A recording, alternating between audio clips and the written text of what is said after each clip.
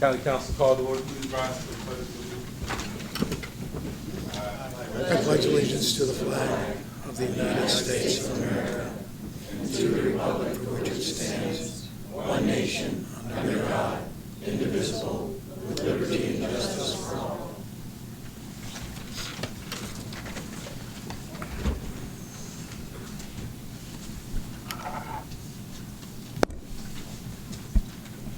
Optional prayer or inspiration words.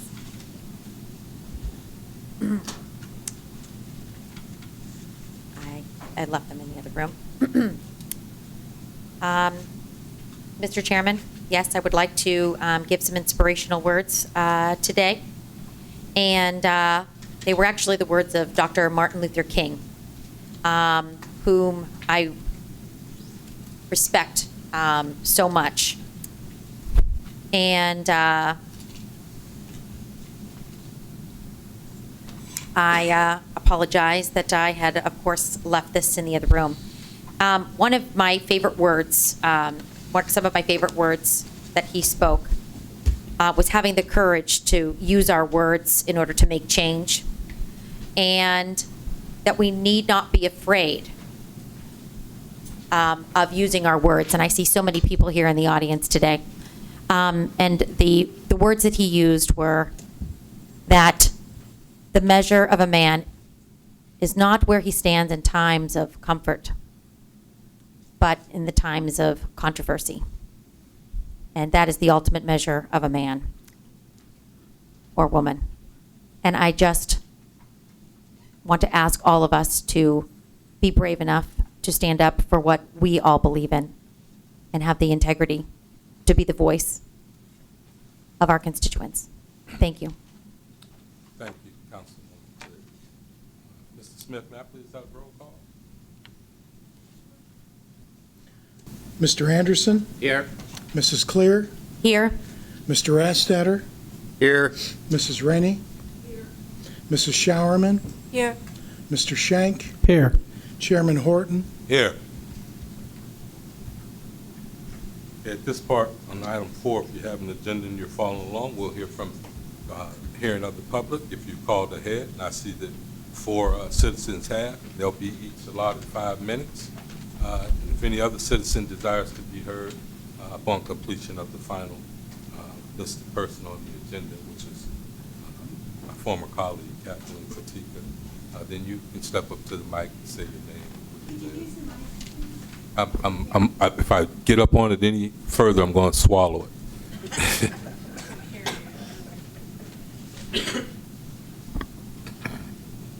So, you'll be allotted 3 minutes if you come up after the last person, Ms. Fatika. And the first person on the agenda is John Whaley. John's not here. We've moved on. Ms. Julia Calippo. Julia Calippo.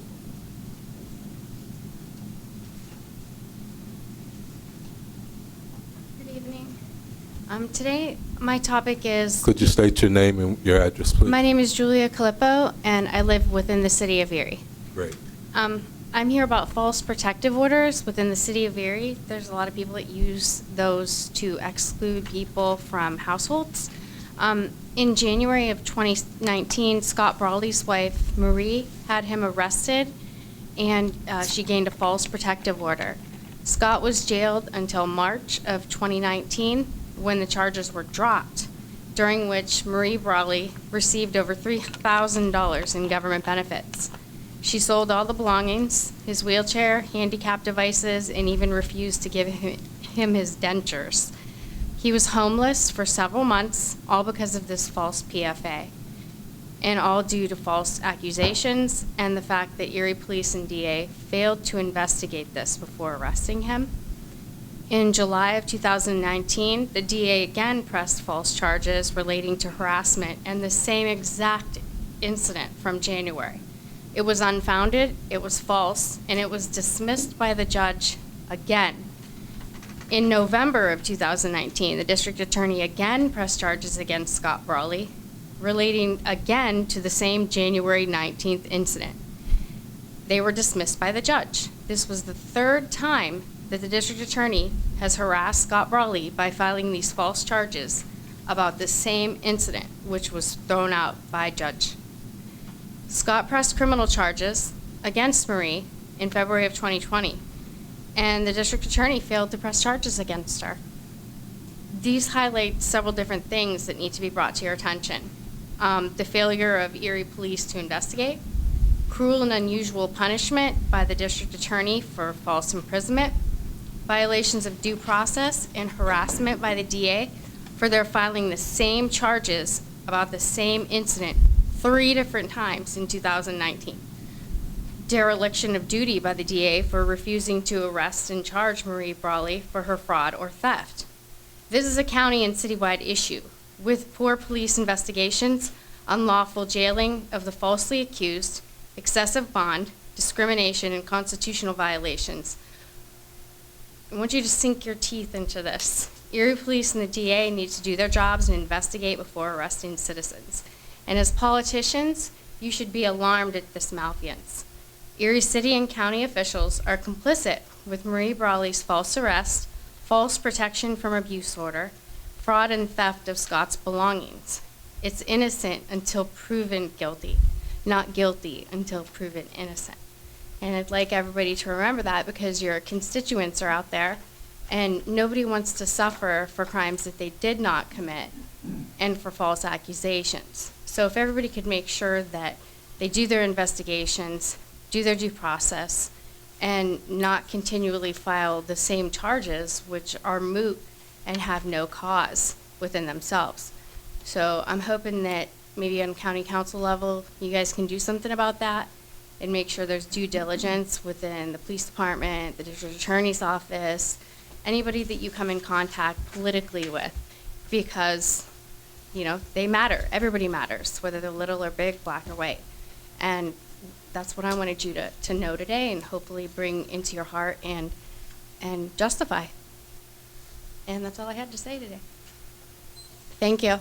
Ms. Calippo, I usually don't respond to that, but you know, we live in a different era now where information matters. And so the district attorney he's the top law enforcement officer in the county. And he has, he has total authority on who he files charges with. And we don't speak on other municipalities, the city police or the mayor. Those things would be better handled by the city. And so I just, maybe that helps you take you. That's here at County Council, we do legislation. Right. We don't do investigations of that nature. Right. That's solely the district attorney. I just wanted to bring it to your attention because the district attorney is a mode of the county proceedings within Erie. He's a state official. He's an elected state official. Right. He's governed by that. If there's a problem with the district attorney, the person that you would speak to would be the president judge, Judge Dressel. Okay. Thank you. You're welcome. Randy Barnes.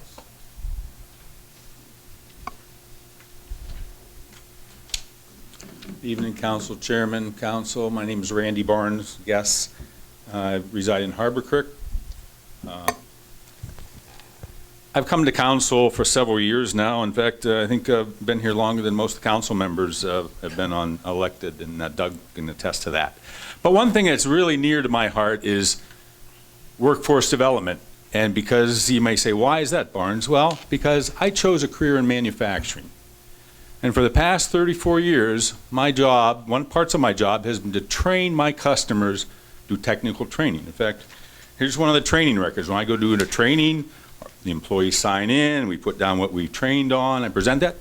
And so I felt that has given me a real insight to the local manufacturing and the local workforce development needs. Now I am far and away no expert, but I want to share my experiences and what I know about it. Because I am a strong supporter of the NPRC. The NPRC is funded by everyone in the state. It's here. They've trained, I think we read in the paper today, they've trained over 380 people in the past year in job, career, workforce training type things.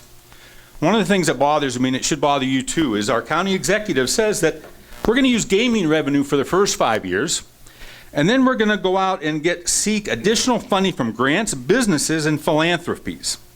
Why do we have to wait 5 years when the county executive is term limited out, if she wins another election, to get these donations from these businesses? What are these businesses waiting for? What is the Manufacturing Business Association waiting for? What's their priority up there? It's training. And what is the training being done? By the NPRC. It's already being done. Workforce development's being done. We read it in today's paper or different papers. And it even mentions some manufacturers are working with the NPRC. Manufacturers that represent over 1,000 employees north of I-90. It's not like this NPRC is working out of Warren and down in the woods somewhere in Cook's Forest. They're here. They're among us. They're among the manufacturers. They're helping the manufacturers. If the Manufacturers and Businesses Administration or Association up there on 38th Street said, you know what, we're going to commit $5 million over the next 5 years, I would get my attention. But why would they do that? Why would they fund something that's an unknown? Can I remind you of Camtech? Anyone remember Camtech? I drive across 90 3 or 4 times a week. And the building's right there on the north side of 90, the nice big Camtech building. You know, and we've have to, anytime there's a controversy, we have to find a bad guy. We have to find the villain. And we've made this Senator Scarnati the villain. A man that's not even going to run for election again. Doesn't care whether he ever gets another vote for anything.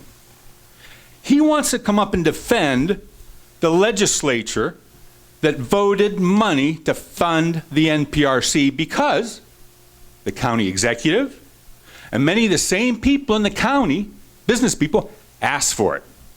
So this Senator Scarnati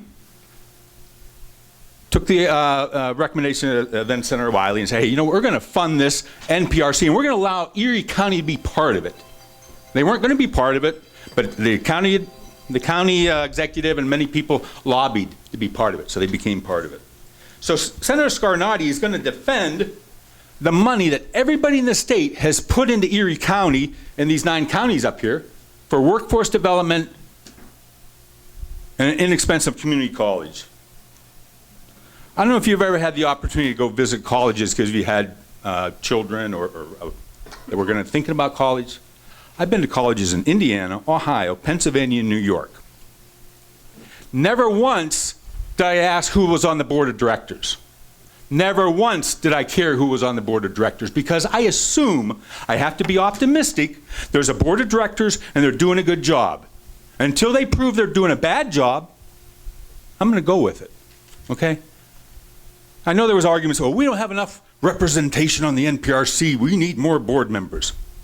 Why is that?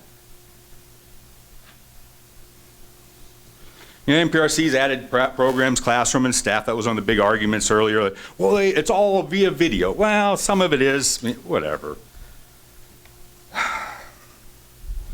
We have Gary Lee. He says, you know, we're talking about automation, engineering technology, welding, medical assistance. We're talking about public safety training, just to name a few. Okay. We learned today or recently that. Mr. Barnes? Yes, sir. Yes, sir, it's 5. Oh, I'm sorry. I'm sorry, Appreciate Andrew. Thank you. Madam Clerk, Mr. Smith, could you duly note that, make sure that it's not noted that the NPRC is not a community college by statute, and they're expressly prohibited from it, so please don't refer to it in our minutes as a community college. Yeah. It's a college that serves a community, but it's not a 5 community minutes college. are up. Thank you. Serves itself. Councilwoman, I want to say it there because it's just don't feel.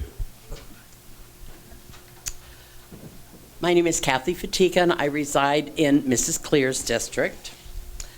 Good evening, dear friends. I really didn't expect to show up at a council meeting quite this soon, but the attempts to undermine Erie County's efforts for a community college need to be addressed.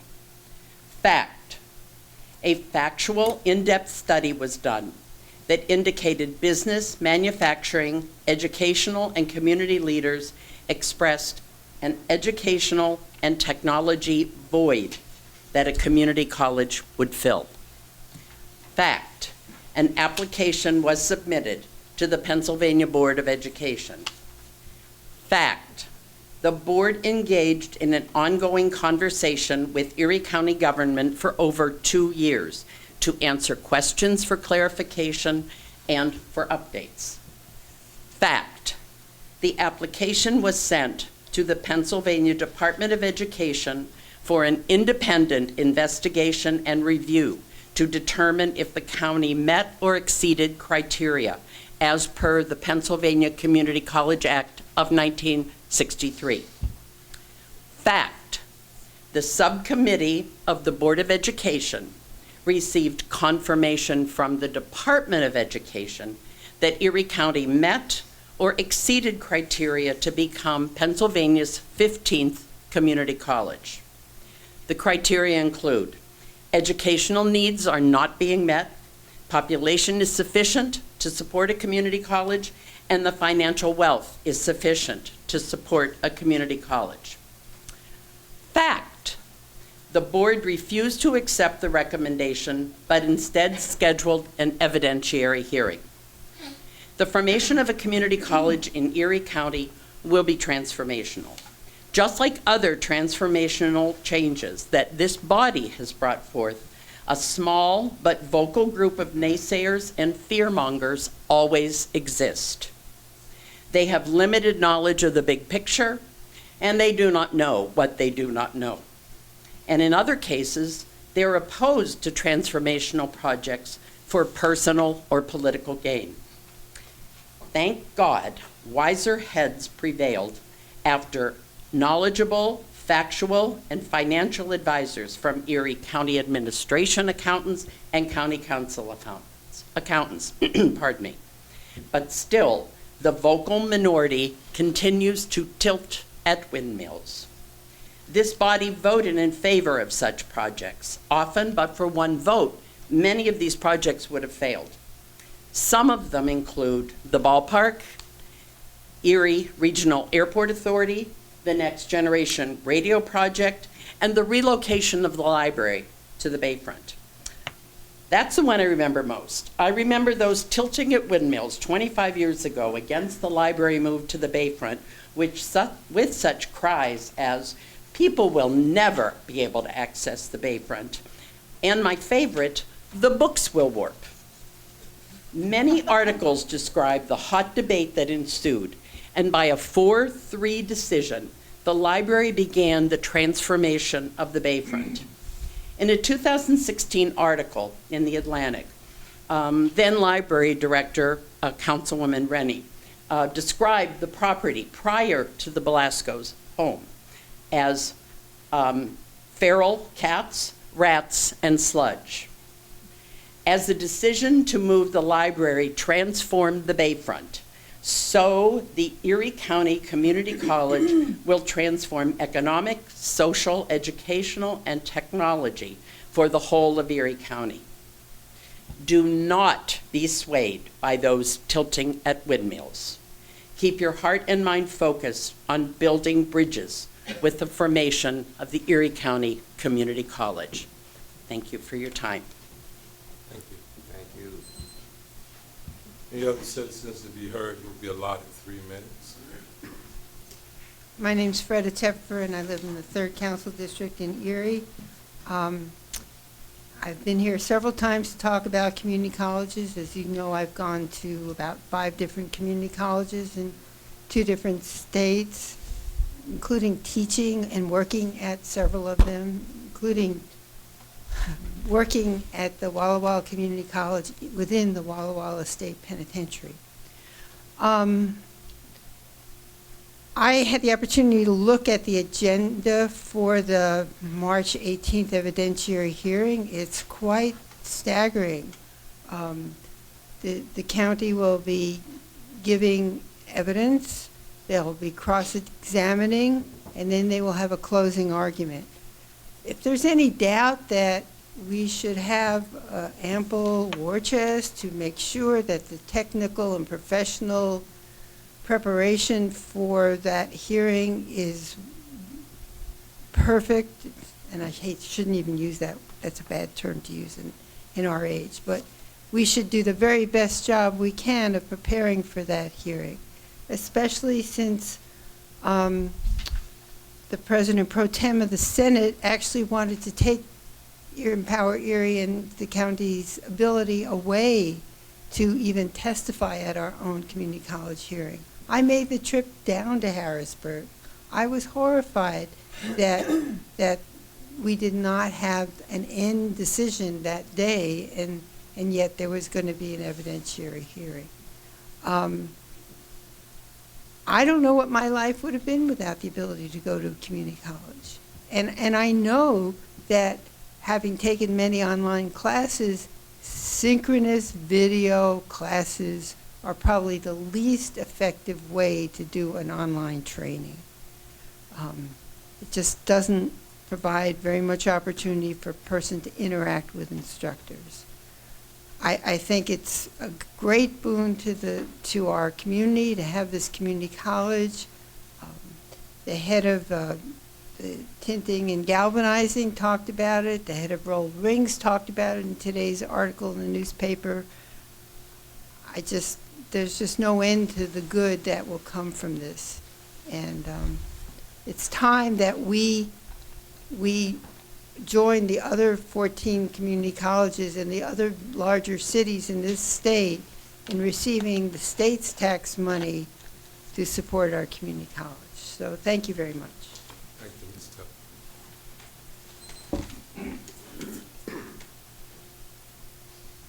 Good evening, Chairman Horton, Council. I'm Bob Casillo. I live on West 45th Street in the city. I'm here, and before I say anything, I want to thank Mrs. Fatika for saying everything that I was going to say, so it'll be brief. I'm extremely pleased to be able to address you and thank you for your vote in favor of the community college. We need to have total support behind the community college effort for any number of reasons, but primarily my objective, I served on the school board of the city of Erie for over 12 years, and my objective was to raise the level of education. It is now beginning at that, where every year education is becoming more uniform, and it's going to increase the breadth of the educational process. As I was winding down last year, I decided I didn't want to run again because we were headed finally in the direction that I pushed 12 years before. My efforts then turned to Empower Erie. I was asked to be on the board of directors. I need to disclose that.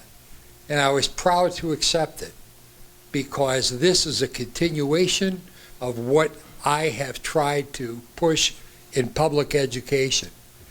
We're going to give the students who enroll in the Erie County Community College an opportunity that they would not have had they tried to apply to a traditional bricks and mortar college.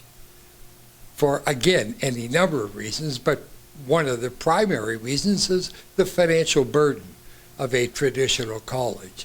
You're looking at right now in excess of $25,000 a year in tuition and costs in books and so on to attend a traditional, and the Erie County Community College is going to be able to deliver a more succinct, direct form of education. It's going to benefit the students immediately and at a cost of less than 1/3 of what they were going to be required to pay had they gone to Gannon, Mercier's, Villa. So with that, I ask for you on the 18th to join me down at the Blasco Library in hopes that you will be there and the Board of Education will see us there in unity asking for their support and approval of Erie County Community College. Thank you. Any other citizens to be heard?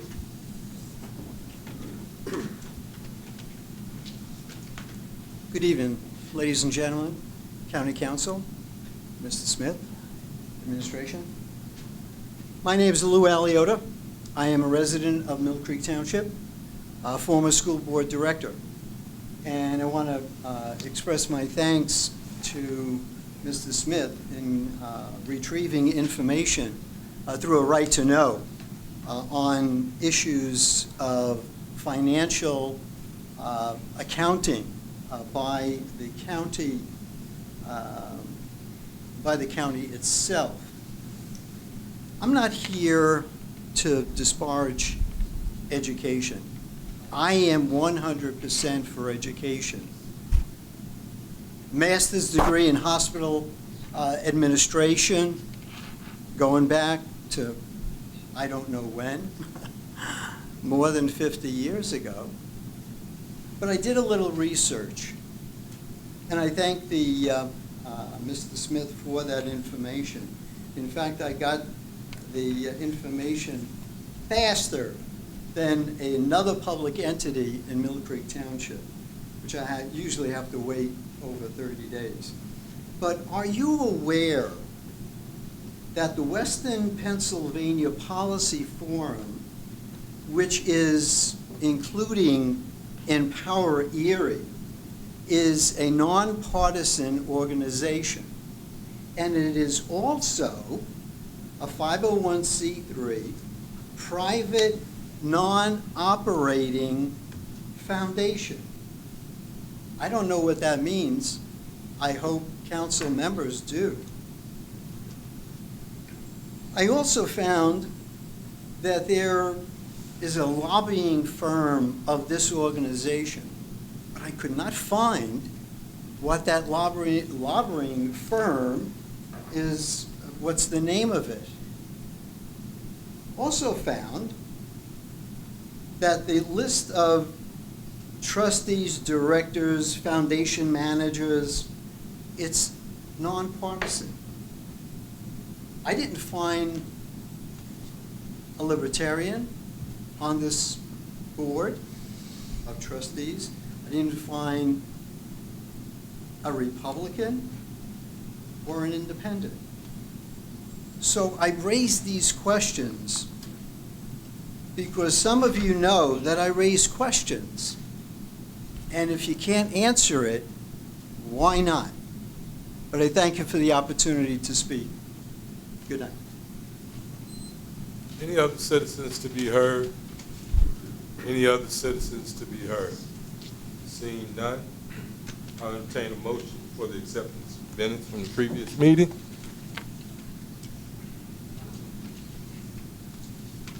Second? Y'all don't want the minutes to be read? It's been properly moved and seconded by councilpersons Shower and Clear. Any discussion? Vote, properly vote. On the minutes, Mr. Anderson, Yes. Mrs. Clear, Yes. Mr. Rastatter, Yes. Mrs. Rennie, Yes. Mrs. Showerman, Yes. Mr. Schenk, Yes. Chairman Horton. Yes. Reports of county officials.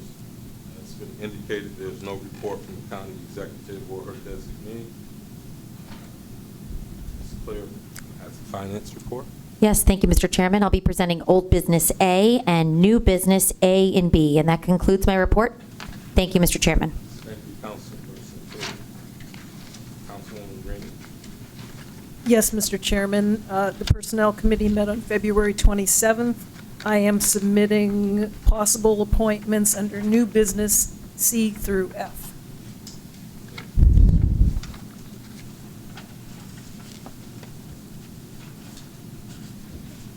Also, Councilperson St.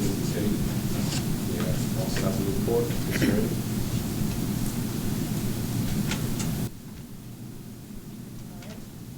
Thank you. My name is Mary Rennie, and I am the representative for District 3. I'd like to thank those who spoke today, or those who are simply here to give support.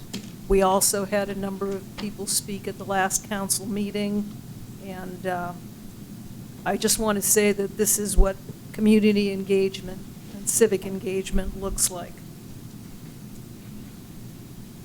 Just for the record, I do want to say that the community college application will be coming before the State Board of Education. It is not something that this council will be making a decision on. It was signed off on by a previous council almost 3 years ago. If it is approved, and even if it is not approved, it is still likely to continue being a local issue and a local point of contention. As a former library director, I think I can say that you won't find someone who is more supportive of education, especially lifelong education, than I am. I gave support to the community college during my campaign for county council, but I also expressed a number of criticisms of it.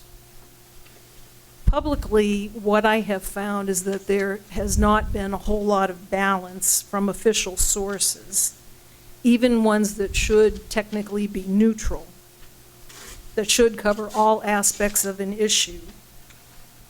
It's been eye-opening, and it has been disappointing to me. No one benefits by a culture of yes men. Most things have their pros and cons. That's how we make things stronger. Criticism allows us to revise, revamp, and reimagine things. There are a lot of reasons to be critical of the current application. And I just want to point out that I have been encouraged to have my say here this evening by our council chairman. And to me, that is what integrity looks like. We should beware of anything that appears to limit discussion, input, scrutiny, or even hints at hiding information. The ends never justify the means. Many have pointed out that county government has a poor track record when it comes to various initiatives. It's an argument that gets routinely dismissed, and yet I find it to be a very valid point. I was the Blasco Library coordinator during the time of NPTI and CamTech, so I saw it every day up close. I was not aware of the financials, but they were operating much of the time within the brand new library computer lab. Sometimes you take a chance with initiatives, but we're talking about initiatives for which people suspended all critical thinking and scrutiny. They did not take action to set goals. They did not set desired outcomes. And they did not set up safeguards. And I find that this is not unusual for county large initiatives. There seems to be a desire to walk on the sunny side of the street and to almost deny that any possible undesirable outcome could occur. I don't know about you, but if I'm seeing a financial advisor to think about what type of investments I might make with my money, I want to know the good, the bad, and the ugly. I want to know all possible outcomes that can possibly be, and I want expert advice on where I'm going with it. And I don't think we get that much of the time, unfortunately.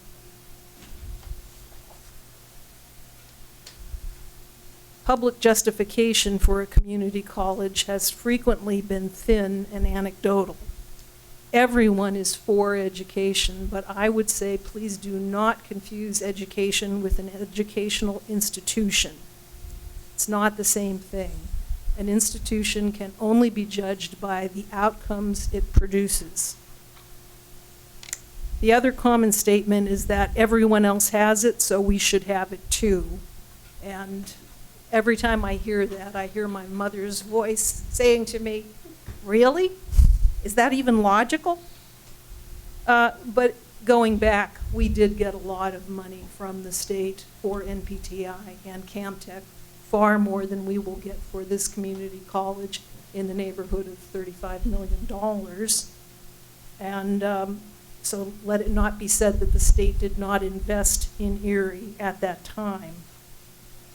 My main problem, however, is with the plan itself and the related documents. I have been the administrator and the applicant and the recipient of numerous grants. I have overseen large budgets, many programs, many projects, construction projects. I've gone through a number of strategic planning processes. And I have been as big of a cheerleader for this area as anyone can possibly be. So, we don't have a community college. If we are applying for something that doesn't exist, wouldn't it make sense that we would shoot for a home run, that we would aim for the stars in creating this? If I had written this plan, I would have started with a statement of local need. I would have used data talking about the potential of Erie and the reality of that. It should have identified the main target audience. It should have identified goals, measurable outcomes intended to be achieved, and the strategies for getting there. The plan meanders for quite a while before stating that it wants to provide, quote, a pathway to higher education, and that it wants to bring Erie up to, quote, parity with the rest of Pennsylvania higher education. Seeing as Pennsylvania is ranked 50th in higher education nationally, I guess that's a safe goal. I would have gone for larger goals. I would have gone for scary larger goals. I would have wanted to make a difference for local poverty. At the very least, I would have addressed educational outcomes and educational attainment. I can't help wondering if perhaps it is the fact that community colleges have a very long and well-documented history of poor outcomes that it was not addressed. It's been a national scandal for a good 2 decades, I would say, and I do know what I'm talking about. I've been studying these things for many years because I have an interest in disenfranchised communities with education. I assume that the target audience for the community college, since we seem to need a bricks and mortar institution, are those people coming largely from the lower 2 income brackets within the Erie area. And that is probably who I would identify as well. However, not only do community colleges have horrible outcomes measures, Lorain County Community College, which our expert working for Empower Erie, Lorain County has a graduation rate of 15%. If we were talking dollars instead of human beings being invested, this wouldn't even be a conversation. And the rate gets worse for the lower income brackets and minorities. And it is consistent across the United States.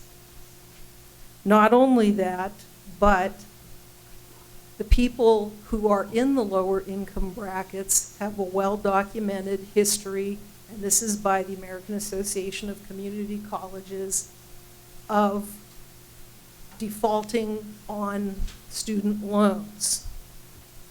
It may be a small amount of debt to someone else, but to someone who has no income or has very little accumulated wealth, it's very easy to be overwhelmed by debt and to default on loans. Community college students have the highest rate of loan defaults for student debt, even though they borrow the least. This is life-changing for them, and not in a good way. It's 20% now of those in the lower income brackets.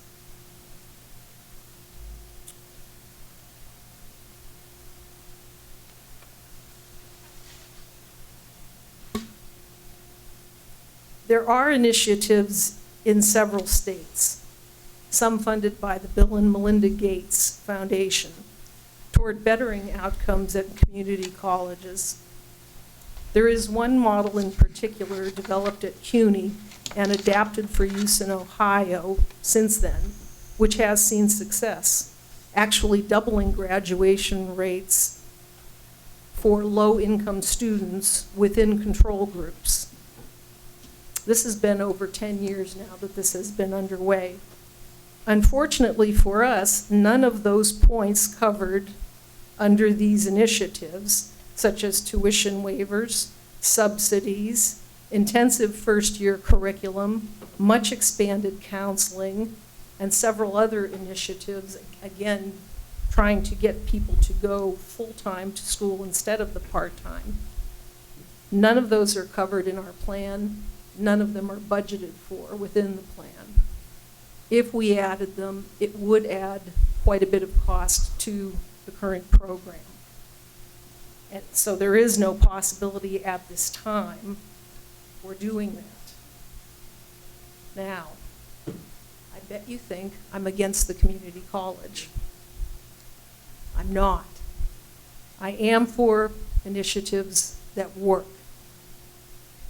And I think we need to look at this critically.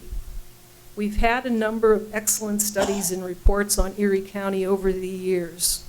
Every single one, almost without exception, has identified education as the linchpin that is needed locally for development. It creates the fertile ground for growth in all kinds of areas, including economic development. If your neighbor is bettered in some way and strengthened, then you are also strengthened in the same measure. Individual growth is good for everyone who is touched by it, creates a positive cycle. We are caught in a real catch-22 lately because education is being controlled. It's overly competitive. It's too expensive. It's not the great equalizer it should be. And community college education does offer that affordability and is a plus. I think it was our chairman, I could be wrong on that, so I apologize in advance if I am, who reminded everyone at last meeting that in Erie County government, we really do spend an obscene amount of money every year addressing social ills: crime, prison, drugs, alcohol, mental and emotional illnesses, family instability, abusive relationships, violence. These are not problems that are going away, and yet we spend upwards of $200 million a year. When I met with one of the department heads, that person reminded me, this was earlier this year, about that money that gets pumped into the local economy. That is a return on investment. And I realized fully in thinking about that we have created a whole industry around misery, dysfunctionalism, and inhumanity, the loss of human potential, the breakdown of relationships. I think, frankly, that this contributes towards perpetuating that very cycle. I have many issues with the way the community college has come together. Some of the things I mentioned, some things I have not mentioned, just in the interest of time. I do want to say kudos to the people who at least brought up a foundational issue that is very needed within our community. A community college initiative has problems. I think it has major problems as it is currently constructed. We are on the threshold of possibly having it approved whether we like it or not, and it does have some possibilities. Our youngest son and daughter graduated from Erie County Tech, which in my view is not only underutilized but woefully underfunded. Our daughter, our youngest, created her own program of study there with an independent study into programmable logic controllers. And our son is a machinist in Pittsburgh. Our daughter is now an engineering student at Rochester Institute of Technologies. Many of you have pointed out that we have opportunities in the building trades and technical fields that are falling by the wayside with or without a community college. If it's approved later this month, we can do a lot with a selection of forward-thinking trustees and hopefully an excellent and progressive president. Unfortunately, again, as it's budgeted, it's an institution in the hands of someone who looks like they want to bunt instead of swinging for the fence. What if collectively, and there have been a lot of good criticisms, they're real. What if collectively we took the bones of this plan in our laps and worked together to make it better? To insist on true transparency, to insist on excellence, to insist on people first, not the friends of someone in power, to provide the linkages that are badly needed to K through 12 education and collaboration partnerships with technical schools, the building trades, other colleges and universities, and so forth. That's what I'm suggesting, that's what I am challenging everyone in Erie County to do. Don't wish for it to fail so that you can say, I told you so. We could create a new model for Pennsylvania. We could create a new model for the county. We've always had that potential locally. I've always believed that. I've always said it publicly. If we have the courage to rise to it, and if we have the courage to participate. It's not perfect by a long shot, but it could be better, and we can make it so. Thank you. Okay, Ms. Clear? Yes, thank you, Mr. Chairman. Yes, I am an educator. I'm an 11th and 12th grade English teacher. And I understand the power of education. And I agree with Ms. Rennie that the community college has the ability to be something that changes the trajectory of Erie County. I am here as an educator. I see the return on my investment every single day. Having taught for 16 years, I see what happens when someone invests in themselves in education. Education builds bridges, does not build walls. Education is not partisan, and it does sadden me that some of the other political parties have not gotten involved in education. What I see is the future for our community college. Looks like workforce advancement, workforce development, workforce training, advanced technology training, including the building trades and others. That is what the community college is set up to do, is to meet the needs of the community. The community creates it. I have also read and researched community colleges' successes and failures, and I understand in all of the research that I have done what we are up against. But we have the opportunity at this time to take charge of that. I see a new institution, nothing like what has been done before. I want to see support systems in place for all socioeconomic groups. I know what this looks like. It's sitting down with students, young and old, and ensuring that they are having the systems in place to be successful. It's mentoring programs. Yes, maybe even done at no cost. It is differentiated instruction. It is having teachers and professors that are trained to teach those that don't learn like everyone else. We all learn differently. And this needs to be something that is set up to do that. And that's why I believe so wholeheartedly in the community college, because it is not the traditional institution that we already have here. This is something better and bigger. This addresses the needs of the individual learner.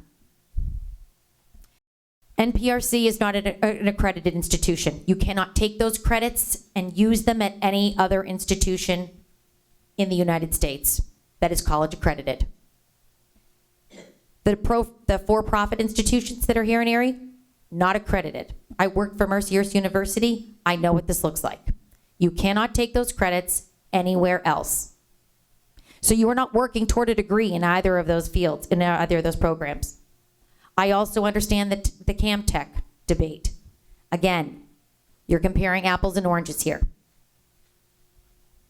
Not in the same realm. This is not training in one area. This is training in many. I see all of us, every person in this room, every person in Erie County getting involved in what this is going to look like. I do trust that we are all going to take a part in creating something that we can be proud of, something that we can believe in, something that we can stand for, be the model for the rest of the United States. That's what I see this being.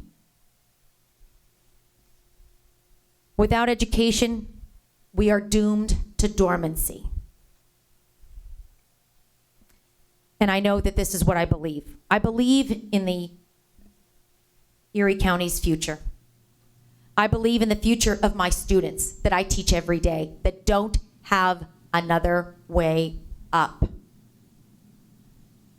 I believe in the adults also looking to challenge themselves and to find something better for themselves.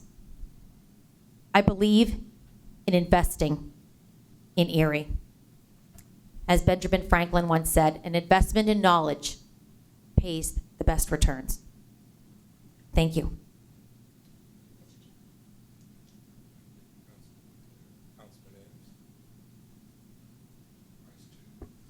Thank you, Mr. Chairman. Everyone knows what I'm going to talk about tonight. I'm going to talk about the election board has met twice in the last 2 weeks, and we have undertaken changes that will be instituted this year to bring in a new voting system. Those changes are moving forward rapidly and smoothly, and I would like to publicly acknowledge our clerk and the staff in the election department for all of the work that they've done. They've been tireless advocates for fair and impartial elections and making sure that the citizenry of Erie County can be confident in the outcomes of the elections that we have. And as the chair of the election board and on behalf of all of us who sit on the election board, we certainly appreciate the work that's being done. The board is looking at new and innovative ways to ensure that voting is accessible to all voters and to have participation on all levels. Earlier tonight at an election board meeting, we instituted a policy to pre-stamp all of the absentee ballots, and the new for this year mail-in ballots that have been instituted under Act 77 of 2019 to allow for those who may be disenfranchised from voting to cast their ballots and ensure that their voice is also heard. We also took the steps to have a lockbox available in front of the courthouse, which will be available 24/7 in a secure location. We had potentially considered options to have lockboxes throughout Erie County.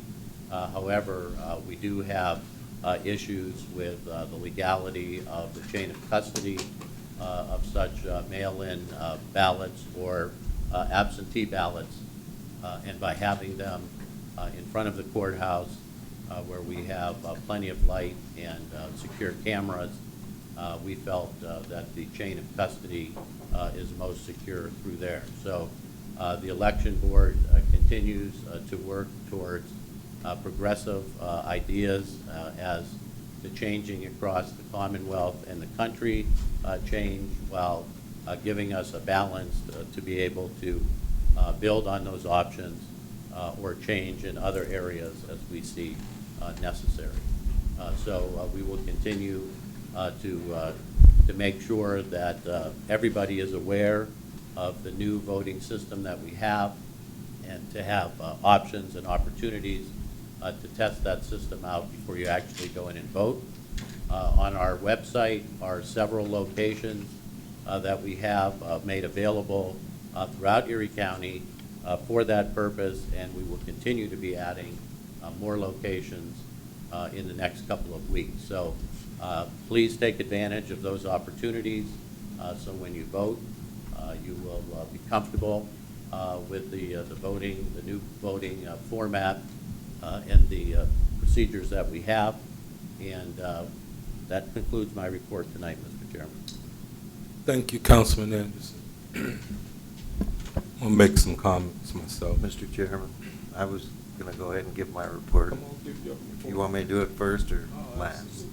I want to leave the last word to you. Absolutely. But anyhow, I've worked out a report, a pretty long one, and I just want to comment on Mr. Barnes. It's always amazing how he has a lot to say but never listens. He takes off right away. I want to thank my colleagues for all their comments too. They're all on point. But anyhow, representing the constituents while not promoting a personal agenda is the ideal purpose of an elected official. Finding the collective opinion of the true majority is much harder than just listening to the loudest naysayers, those that feed on the ever-evolving misinformation. Finding common ground solution takes a lot of listening and investigating. My grandparents only went to school through the 6th grade. That was all that was mandatory back then, in the late 1800s into the 1900s. In fact, I just read today there was only 6 high schools in the whole United States in 1860. That's unbelievable. There was only 6 high schools in the United States in 1860. Things have changed. So anyhow, from 1800s into the 1900s, high school for commoners was a new concept. My grandfather told me that the wealthy people did not want to have their children commingling with the commoners. Commoners, mostly farmers and tradespeople back then, did not see the importance of schooling. They wanted their kids at home working. That was their American dream, that their kids would follow in their footsteps. There was nothing better. These practices sound like discrimination and child abuse, which today is un-American, unfair, and illegal. Both sides fought in the streets and picketed the schools, kept their kids home, and overall just acted moronic until some of them got arrested and went to jail. So for me, just to listen to those who contradict and distort would not be serving the constituents. There are about 40,000 people in each district in Erie County. So if I hear a dozen or two negative people, or even 100 or two, that does not override the silent majority. As representative, I listen to all opinions and all the facts.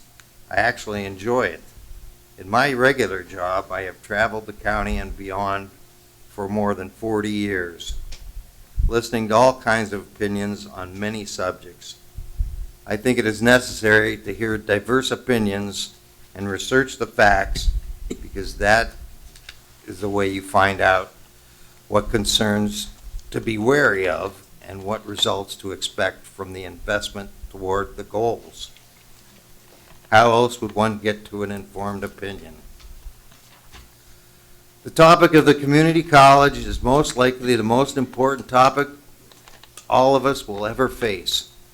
I feel that the ECCC, Erie County Community College, has already been a victim of an attack of misinformation, a smear campaign, as evidenced by the advertising put out by the NPRC.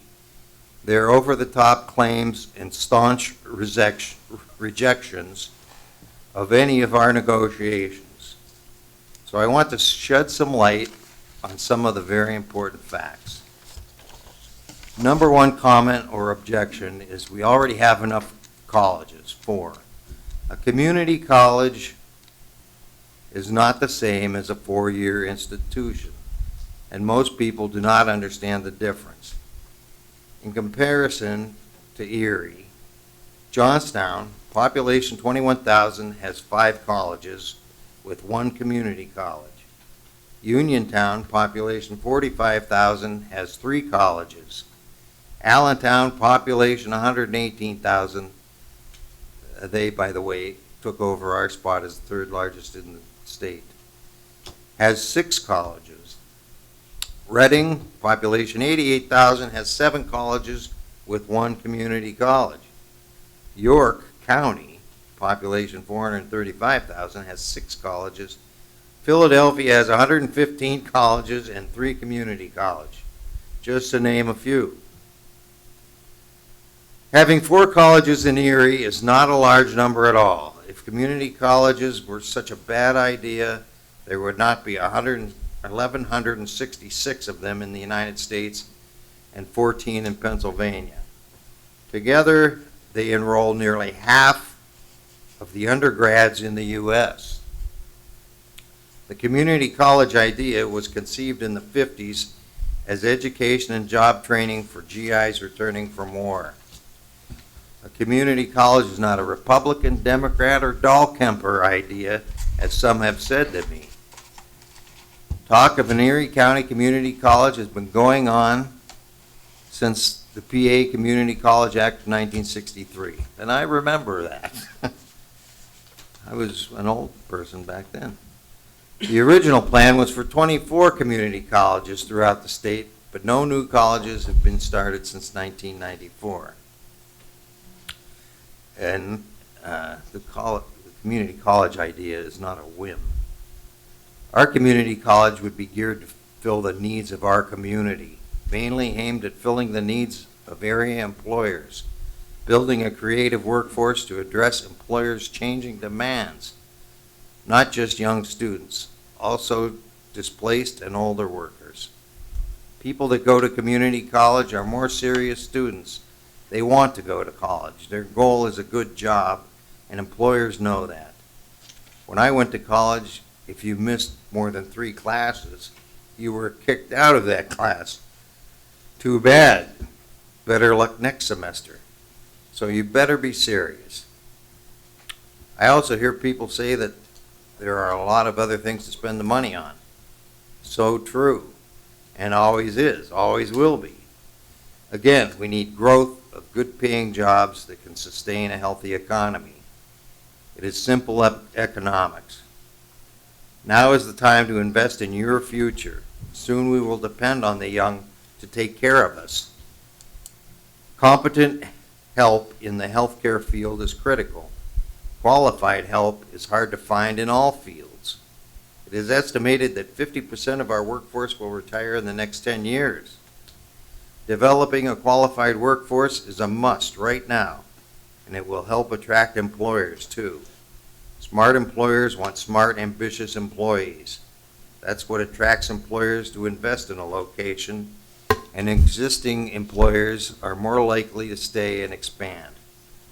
How many more employers can we afford to drive away? Some people are concerned because of the Camtech scam from 30 years ago. That was a privately run school endorsed by Erie County and funded by the state with little or no oversight. A similar arrangement to the NPRC model. It involved computers and rented classrooms. PC-type computers and internet were fairly new back then. It was advertised as a college without walls, even though you had to go to a building for class. They used classrooms in multiple locations. The administrators inflated the numbers of the students that they were receiving state money for, and that was their scam. It could happen again, but is less likely because we know what to watch for and what type of oversight is necessary. Now, people are more familiar with computers and more wary of scams. You can't live in the past when the future is knocking on the door. Colleges don't just spring up overnight. Well, maybe cyber schools. But look at Gannon and Mercyhurst. It took a big investment of time and talent by the Catholic Church to get to where they are now, and they made school a profitable business by tuitions and donations. As with any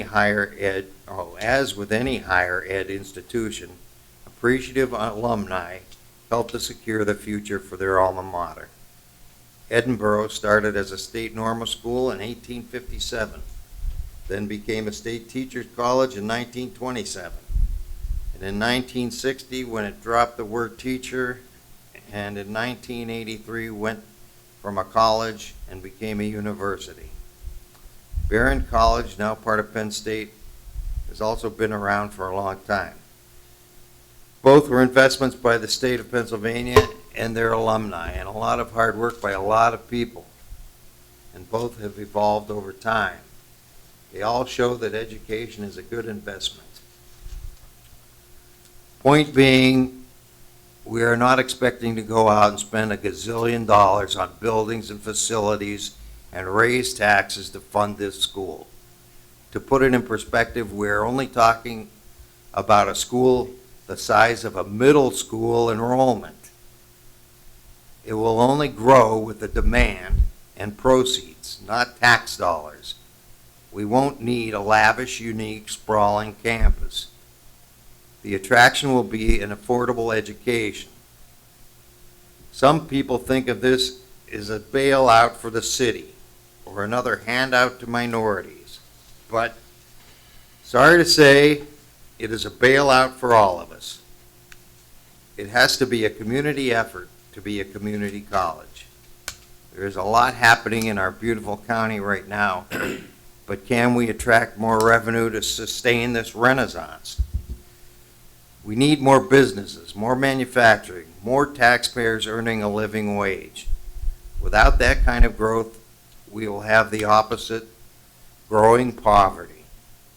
We will have more burger franchises, more beer joints, more people unaware of what is good and bad for them. Less hope, less reasoning, more crime, more drug addicts, more demand for social services, more immigrants to prop up our declining population numbers, less people paying taxes. These all add up to the cost of poverty. Think of all the costs to taxpayers that poverty really contributes to. There is no profit in keeping the downtrodden down. It is costing us a fortune. I think we have had enough of all of that already. It's time to take another direction. NPRC, the Northwest Pennsylvania Rural Regional College, is a great idea, but not an original idea. There are many online colleges throughout the U.S. and beyond. Online college for rural Pennsylvania is a noble cause. But without rural broadband delivery system, students will have to travel to a building for classes, much like the old CamTech model. Except that computers are much more familiar now than 30 years ago. It will be at least 10 years before rural broadband is close to complete, even in Erie County. When complete, you could have a rural college study-at-home program. Erie needs a community college that is geared specifically to answer Erie's needs and to partner with Erie industries and medical establishments.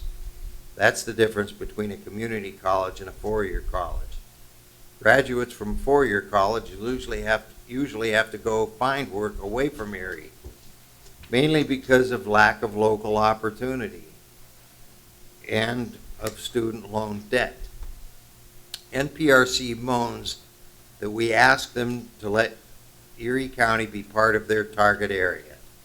Yes, we invited them to come here. Why should that prohibit us from seeking more options? Brick and mortar community colleges coexist quite well with online schools. In fact, I am sure they complement each other. 9 of the 14 PA community colleges offer online training, and so do many of our nation's community colleges. For example, Ohio has 14 community colleges that offer online, and New York has 22. Not all students want to take classes geared to a four-year degree, and not all students want to take classes online. Not all classes can be taught, nor should they be taught online. We asked NPRC if they wanted to partner with us, this was just last year, to be part of our community college, providing our online needs. Their answer was that unless we would buy a building and provide them space and give them control over our entire curriculum, they were not interested. Luckily, County Council denied their short-sighted stipulations. I want to remind everybody that this is not up for vote by the Community Council. This is now totally in the hands of the PA Board of Education. And even if approved, school would not open for at least until next year. I agree with Mr. Farnham of Fairview and his Your View comments, 12/19 of 19 in the Erie Times News, that money is not always the first concern about the community college, but it is at least the second. I have contacted the Gates Foundation about their completion by design program, and I know there are other programs involved with modernizing education. Bill Gates' motto is swing for the fence. As I said before, colleges do not just spring up overnight. My thought is that we could get started by utilizing facilities that we already have without buying or building or taking property taxes off the tax roll or properties off the tax roll. Having facilities throughout the county would be more practical and accessible to students. It is a county project, not just for the north of I-90 population. Since the inception of the Pennsylvania Community College Act of 1963, there has been an established amount of money set aside in the state budget to be split between the 14 community colleges in the state. If the Board of Education approves the Erie County Community College, that same amount of money would be split 15 ways. The state already has earmarked money for the startup and operation of the Erie County Community College. The money in itself is a reason for the NPRC to be so dead set against our community college. They stand to lose a chunk of their support from the state. Jefferson County, home of State Senate Pro Tempore, Mr. Joe Scarnati, staunch supporter of the NPRC. Staunch is a description from the Erie Times News, and it's very accurate. I know personally how Mr. Scarnati is. A staunch supporter of Jefferson County Community College, also stands to lose part of the funding for his existing community college. Yes, they already have their brick and mortar community college, yet they want to prevent us from having one. NPRC claims that Erie does not need a community college because they are our community college. That's just false advertising. NPRC is not a community college. They are very limited, very expensive cyber school, not funded or regulated under the Community College Act. They claim that they will bring free college to Erie. That statement is just political bunk. And they love to spread the rumor of taxes going up if we get our Erie Community College. Our community college would be about the size of a middle school. That charges, and it charges tuition and has the community and state support. If taxes go up, it won't be for at least 5 to 10 years. And it won't be your federal taxes or your state taxes or your school tax or your local tax. It would only be your county tax. And if that goes up, it would be between $50 to $200 a year. The Community College Act prevents municipalities, such as Erie County, from raising taxes to support a college more than $1 million. That would be $100 on a $100,000 home. Don't you think it would be worth it in order to have more intelligent neighbors and relatives, not to mention your own family? Actually, the savings to the county, state, and municipalities would offset any need to raise taxes due to the college. We, the taxpayers of Erie County, have been paying into the pool of community college dollars since 1964. Don't you think it's about time we get some benefit from the Community College Act of 1963? We pay state taxes, and part of our tax money goes into a pool of money that is split between 14 community colleges, most of them in the eastern part of the state. The closest one to us is 70 miles away. The crow flies. So, we have 3 choices. Do nothing, stay the course, settle for more of the unintelligent, and all that goes with that. Let the chips fall where they may. Number 2, take a chance on educating at least those we can to invest our community in our community's future in order to improve our situation. I'll bet you dollars to donuts, more than 50% of our county residents would find a use for our community college. So we should all show our support for our community college and the pursuit of our community college that we have paid for 10 times over. I should say 100 times over. Okay, and number 3, we could write to the Education Board, tell them that we support and embrace stupidity and hope to cultivate more of it locally by sending our money to other parts of the Commonwealth.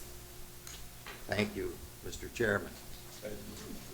Councilman Ratcliffe. I want to thank all of my colleagues for their well thought out comments.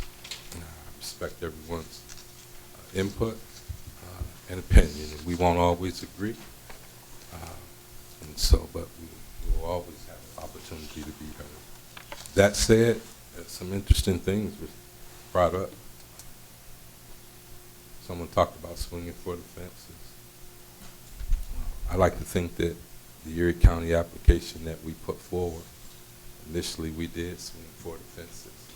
The Department of Education asked us to lower our numbers, our expectations.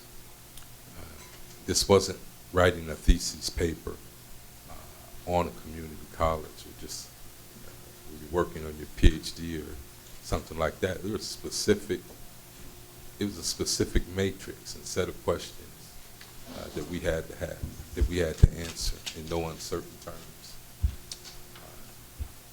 And we did, and by any matrix, we've exceeded every matrix, every ask established by the Community College Act. We were very transparent. We had meetings all over the county, not just in the city. We had 13 superintendents. We had input, and still have input from manufacturing, who stand to gain greatly. You've heard tonight about many of the efforts that already exist. I didn't bring it tonight, but the Erie Community Foundation did a gaps analysis. It touched on all those things. It sought out 11 things, actually, that whatever system, they all agreed we needed to do something.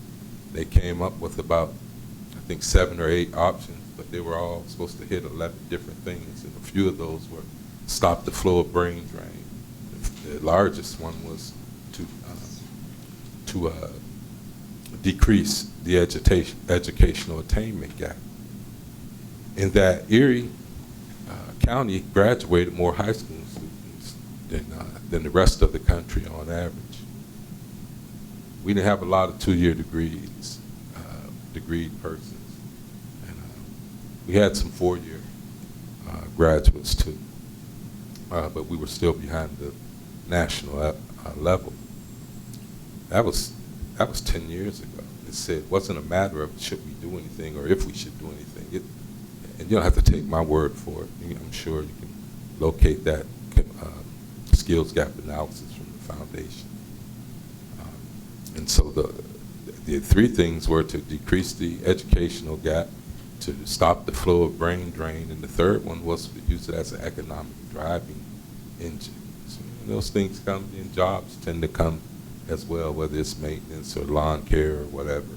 It's usually always, not usually, but always a boom to the economy. It listed about 7 or 8 different options. It narrowed it down from 7 or 8 to 3. The community college standalone was one. A multi-campus facility via video was 2, MPRC. And then the third was, try to deal out with the manufacturers in the piecemeal way that they've done to try to meet the need. And of those 3, it went down to pick one. It ruled out the other 2 quickly to include the MPRC model, and it ruled out the thing that the manufacturers have been forced to do to try to man their workforce. And it settled on an Erie community, a standalone community college. In fact, it didn't even call the MPRC model a college. It's a system. And again, state statute felt so strongly about it that they wouldn't even allow them to use the word community college. Because the community college is driven by the community, not someone from Jefferson County or Warren. It's driven by the needs of the citizens and the employers, basically. And Erie's getting a lot of national news on our renaissance. We get big news on our opportunity zones. Erie Downtown Development Corporation is doing really fantastic things. But the moment you ask someone from out of town, or you inform them that we don't have a community college, you almost have to pick them up off the ground. And I submit to argument that no progressive, vibrant, growing community could even call itself such without one. 1976, I was a homeless teen in Los Angeles. Guess what? California had community colleges. We talked about the other institutions that we have here and their lack of accreditation. While students I know, family members I know, loved ones I know, friends I know, graduated from Forders couldn't get a job with $36,000. They had more debt than if they had went to one of the Apache schools. And there are others like it. And really predatory lending. Because if you go to school, whether you go to a community college or to an MPRC, or whether you go to Edinburgh for 15 grand, or Gannon for 25, or Mercyhurst for 36, and you go the first year, immature 17, may be prepared academically, you may not. But when you fail out is fail out. You're leaving there with debt, with no return on your investment. So you have a kid that's went to a place like Forders or Tri-State for 2 years. He comes out of there with $35,000 debt, no job, no accreditation, which is ridiculous. The community colleges are the curriculum is chosen by the community. That's why they call them community college. It has the alacrity to pivot on the dime for whatever needs may arise in the community. It may be a certificate program. The McGinnis Rings needs. It may be a certificate or a diploma, it may be a degree. It might just be one little class that you need to fulfill something. You could be 85, 55, 35, 25. Most of MPRC's students are dual enrolled high school students, so the numbers are inflated. The dollar amount, he talks about saving us money, but really it costs about $113,000 to $120,000 per full-time equivalent student to attend MPRC right now. They don't tell you that though. Should do a right to know request on that. Yeah, I think we should. In fact, we have. We've asked for information. They won't be our partner, but they don't want to give us information. Does not a partnership make? Let's see, we're number 47 out of the country in job creation. We're sitting right here in the poorest zip code, not in the entire Commonwealth, but in the entire country. And all Pennsylvania should be disturbed by that. Whether you live in Philadelphia, Tiddie, Erie, or Corey, all Pennsylvania should be concerned about that. Cost, let's see, charging inmates 75% of the commissary while we're still transporting them from the prison in the middle of winter with orange jumpsuits on and sandals and no coats or no boots. I could educate, and while steadily crying about how much it costs to incarcerate them. Fact is, I could educate 10 prisoners for the cost of what it takes me to pay for one of them in a year, $40,000 a year. I could educate 10 people at a community college. You would think that the citizens would be hollering about that. So it wasn't just a pinata thing or shot in the dark. We answered those questions that we were mandated to do. And also what we were mandated to do was to look at all of the other existing educational offerings, to include MPRC. It's in our report. And so we did that. We, let's see, it costs us about $125 a credit. Theirs is like 40% more, $175 per credit. Whether you fell out from a TV class at MPRC, still not getting no return on your investment. You're still leaving there owing $4 grand without a job. We swung for the fences, and that's our big argument right now. The bunt would be MPRC. That's the bunt. They give us an inferior system that will not even begin to match the scale of the problem. Not just here in the city, as my colleague said, in the entire county. Although it should be duly noted that here in the city, 100% of the kids receive free or reduced meals. I think that should be noted. I don't think that your success should be determined by the zip code that you're born in. So if you're born in a zip code that's benefiting from the Harrisburg non-equitable funding formula that they use to fund our high schools, chances are you're going to get smaller classroom assignments. Chances are you're going to get majority white students. chances are you're going to get great school books. Chances are you're going to have laptops or notebooks and those things. I mean, that's what the data says. It says that it's not a matter of whether you're intelligent or not. It says most of the time it depends on where you're born, the opportunities that you're afforded. And so my question is, while we give all these tax abatements, we talk about taxes while they still hit us with fees. We're still giving you fees. Them taxes, as far as I'm concerned. My concern is, let me just this too. Let me just say this. Right from day one, we wanted to work with NPRC. I believe that the citizens of Erie, we're falling so far behind on the national, by any matrix. I think our median income in the city mostly is like $16,000 to $20,000. We're living in a commonwealth where they think $9.50 an hour is too much for you. They think you should be happy about $9.50 an hour.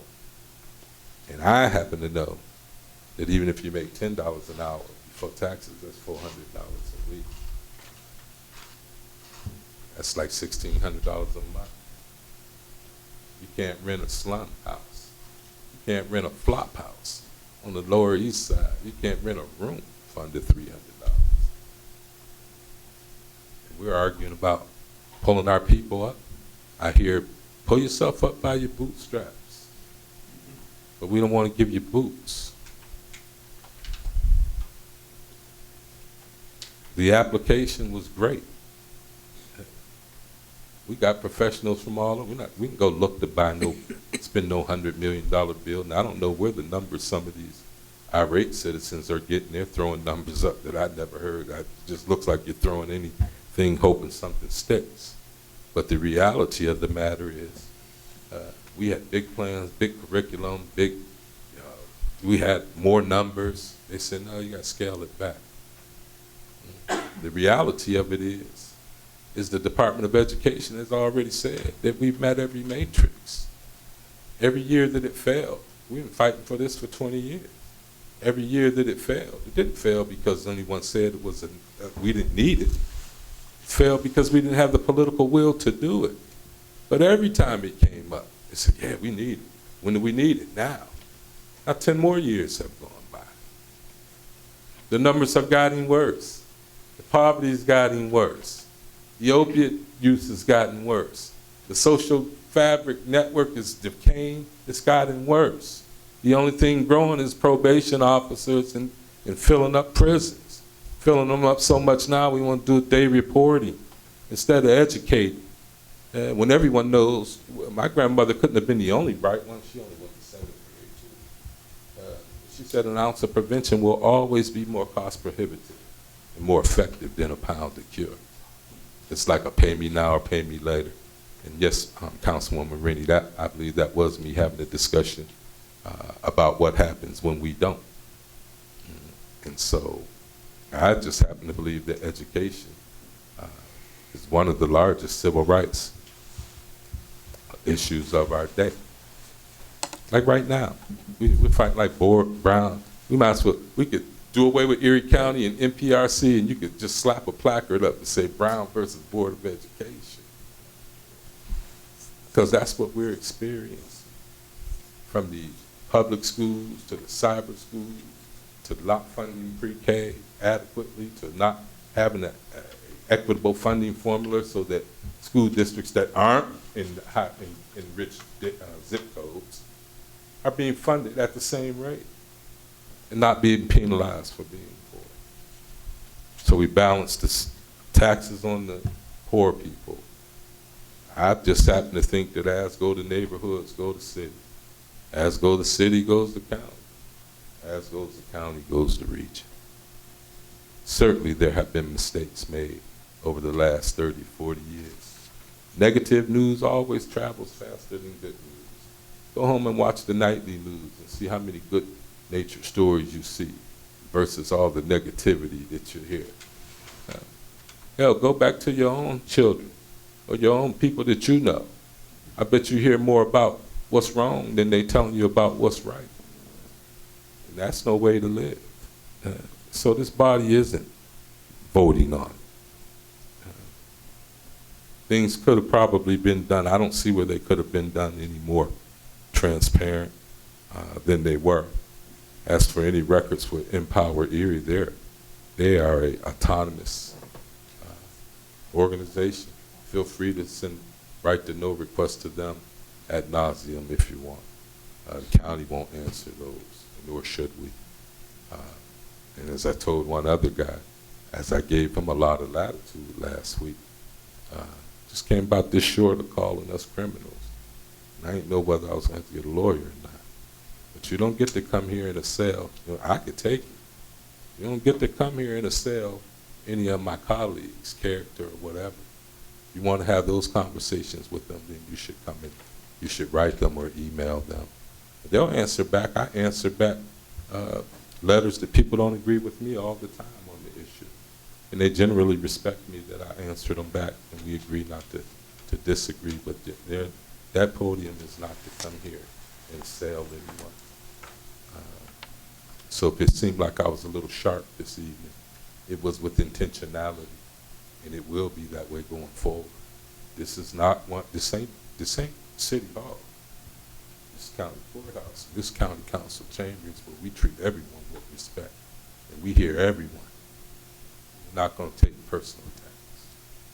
I'm proud of all of my colleagues for whatever view that you posted. Again, anyone who's not sure can go look at the county website.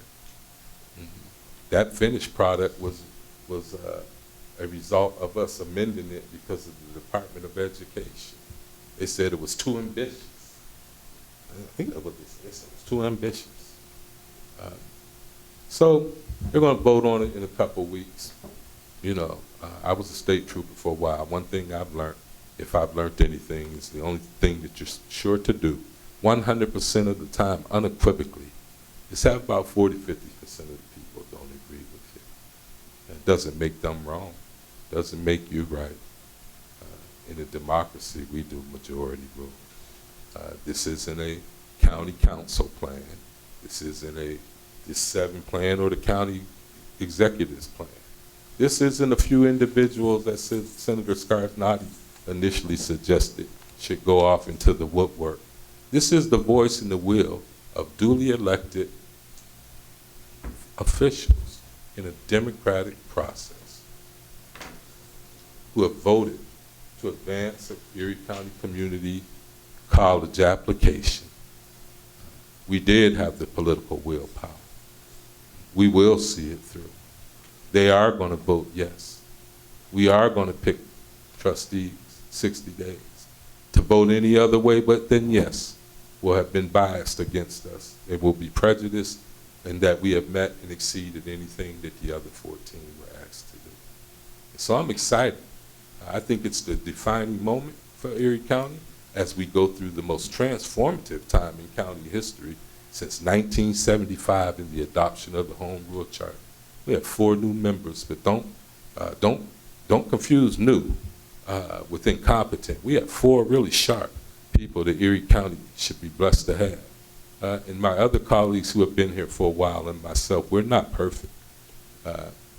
Probably never will be, but I can tell you this, we're committed. We're committed to doing what's right for the citizens of Erie. We're so committed to transparency. It's a word that's thrown around a lot, but really rarely broken down or scrutinized. We're so committed to it that we don't come in here and move everything to a second reading. We come here and, well, no, first reading. So the citizen will have a chance to look at it. So people, I guess, can come down and say, hey, I don't agree with you. I don't agree with what you did. I don't agree with what you said. I love hearing that. I love inviting them down to democracy. For me, against me, I don't care. It excites me. It excites me. The only thing I'd like to just be respectful. Yeah, I've been arguing all my life. I'm the youngest of 13. Some of us be the same age. I've learned a lot about diplomacy. I've taken losses. The last chair that sat in this chair taught me one valuable thing. He said, when that issue is over and you voted on it, move on. And I've tried to do that, and I would pass that on to my colleagues, because some of this stuff is hard, man. You're passionate about it. Man, you'll go home angry. We'll go eat popcorn and have drinks together, but then you'll go home to your spouse. I know I do. And say, but when I come back Thursday, you know, we got new business. And that's what this community should do right now on this call. I mean, I can't tell them what they should do, but I mean, you want to keep a Facebook warrior, Facebook activist, right to nose or whatever else. But on March 18th, I can tell you, this boat moved. It's out our hands. This boat is moving. We've done a great job as a county. The county executive and county council are oftentimes at odds because, again, we're not like across the park. We really do take the separation of powers seriously. We don't want it to look like the administration, legislation is one, but we do want to work together with the administration. And so, you know, that's my comments, is this wasn't a shot in the dark thing. Education is not equitable. Success shouldn't be determined by the zip code that you live in. If I went to the hearing and they let me testify, I would go in there and say two things. Not because I'm governing for African Americans, who are usually on the low pole, low rung of every ladder, of every matrix, whether it's healthcare. Definitely, the 37% of the blacks in the city of Erie are unemployed. That's like that's less than 1 in 3 African Americans working.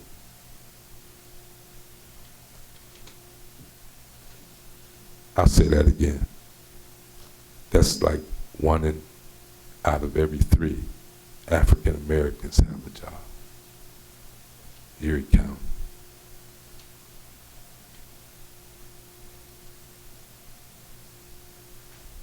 We don't want to be tourists. We don't want our kids to be waiters and waitresses. Still can't even get the $9.50 when they get there, because they don't give them. They give them like $2. They're going to get tips or something. Median income $16,000, $20,000. It's almost subhuman. And so, come on back next week. Hey, you probably got about 2 more weeks to air it out or whatever. You're going to get the same answer from me, is that this thing is moving. It's in the hands of the Board of Education. And, we shouldn't allow Harrisburg, and we shouldn't allow people who are already benefiting from the things that we aspire to have come a couple 100 miles and tell us what we need. This is what, no, you don't need this. This is what you need. We live here every day. We see pain and suffering every day. We see our children leave every day. But we don't need, this is what you need. We've always talked about working with them through a series of letters of articulation, MOUs or MOAs. We envision working with them. I think Erie County people have been so left behind that they really deserve both. It shouldn't be either or. And if it must be either or, we certainly don't want the inferior system. And I'm a trades guy. I'm a 33-year trades guy. I held them all from steward to foreman to sergeant at arms to auditor. I work with all trades. Grand workforce, 45 to 56. They're retiring. We do need plumbers. We do need electricians. We do need roofers. We do need HVAC people. That transformative model that Councilwoman Clear articulated, that's all of those people are crying out for a community college, because that's how it's in other places. All of those entities come into the college and they get what they need. Their needs are. Finally, I'll say this, and I'll shut up. I got into this on county council because I was placed on the Community College Advisory Board by one of the past county execs. And I went to a few meetings, and all people could remember was the vitriol from the last two. And I used to ask people, what do you think about a community college? And they go, oh, my taxes. Oh, my taxes. All they remembered was the hate, all the bitter discussions and arguments. So I started asking people, what do you know about a community college? Learned people. Ain't know nothing. Ain't know a thing. And just because it's not my idea, doesn't mean it's not a good idea. And so we live in a climate where people, if they don't bring it, it's not their idea, then they shoot it down. They shoot the messenger around here. But thank God that some people have the fortitude and the character and the integrity to not wilt or wither in the face of negativity or personal attacks or come what may. Thank God that some people are thinking about the least of us and our seniors and our young people. Thank God some people are thinking about our residents, because every meeting I went to about the college, all I heard was capital, this is money, this is going to cost this, or it's not going to cost that. But the one capital I didn't hear them talking about was human capital. So every Sunday morning while I feed 80 to 100 people over at 236 East 11th, and it probably looks more like heaven than any place else on Sunday morning in the city, because you got brown people, you got black people, you got Latinos, you got whites, you got drug addicts, you got mental health, you got Muslims, you got Croats, you got Nepali. You know what they could all benefit from? Education. I don't see them getting it on no computer. So, thank you again. We'll move on to our agenda.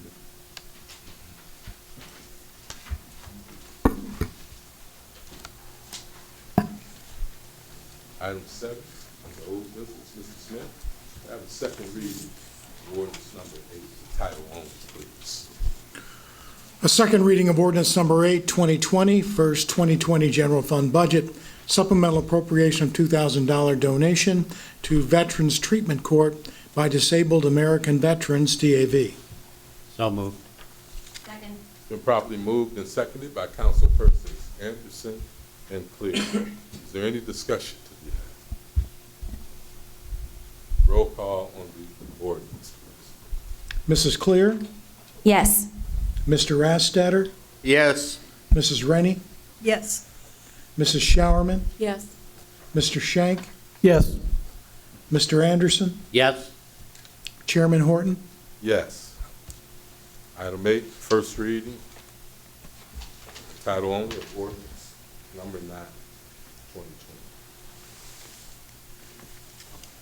A first reading of ordinance number 9, 2020, first 2020 library fund budget, supplemental appropriation of $20,000 match from Friends of the Library for ECRA Beehive Grant. So moved. Second. It's been properly moved and seconded by Councilwoman Clear and Rennie.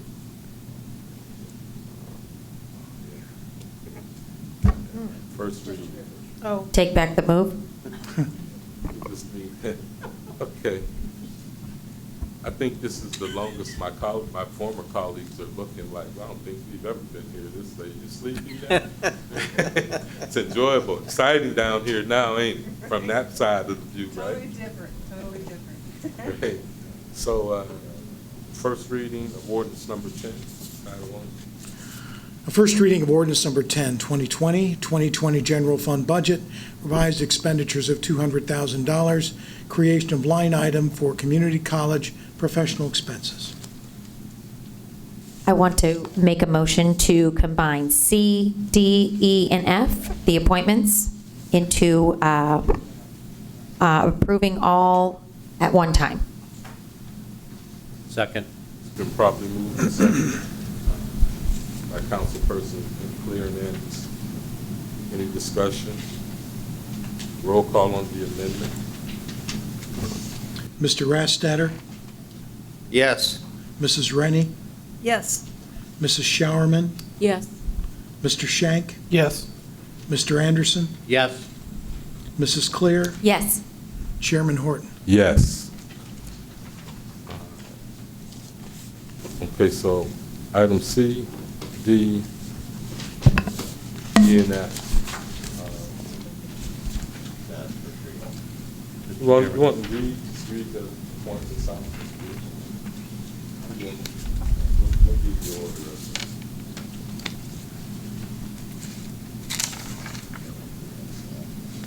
Item C is the appointment of Lacey Luddy as a second alternate on the Erie County Planning Commission for a 3-year term ending December 31 of 2022. Item D is the possible appointment of Cindy Wells as a third alternate on the Erie County Planning Commission for a 3-year term ending December 31, 2022. Item E, possible appointment of Donald Crenshaw on the Erie County Planning Commission on a 4-year term ending December 31, 2023. That's for District 3. And then item F, possible appointment of Michael Furman to the Erie County Land Bank for a 5-year term ending December 31, 2024. That is also a District 3 appointment. Thank you. Thank you. Any discussion? Roll call on the appointments. Mrs. Rennie, Yes. Mrs. Showerman, Yes. Mr. Shank, Yes. Mr. Anderson, Yes. Mrs. Clear, Yes. Mr. Rastetter, Yes. Chairman Horton. Yes. The next personnel meeting scheduled for March 12th, Thursday, March 12th, will be followed by a regular March meeting, March 17th. I'll entertain a motion for adjournment. Move to adjourn. Adjourn.